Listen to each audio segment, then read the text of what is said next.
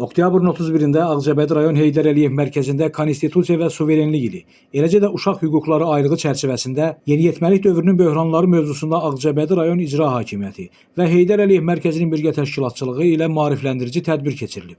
Tədbirdə Ağcabədi rayon İcra Hakimiyyətinin məsul şəxsləri, Heydər Əliyev mərkəzinin kollektivi və məktəbli şagirdlər iştirak ediblər.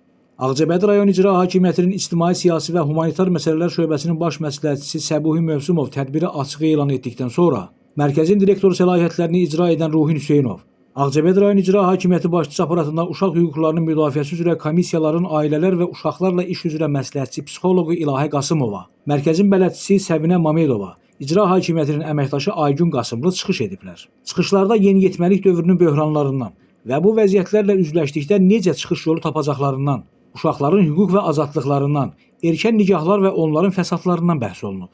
Qeyd olunub ki, hər bir vətəndaş doğulduğu andan etibarən bir sıra hüquqlara malikdir.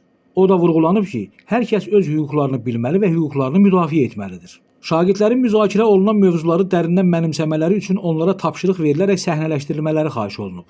Təxminən bir saata yaxın davam edən dəyirmi masa uşaqların aktiv iştirakı ilə mövzu ətrafında qarşılıqlı diskussiya şəklində davam etdirilib. Şagirdləri maraqlandıran suallar ətraflı şəkildə cavablandırılıb. Sonda erkən evliliyin fəsadlarını özündə əks etdirən video çarx da nümayiş olunub. Gündüz sevindik Kənan İsayev, Aran Ağcabədi internet televiziyası üçün.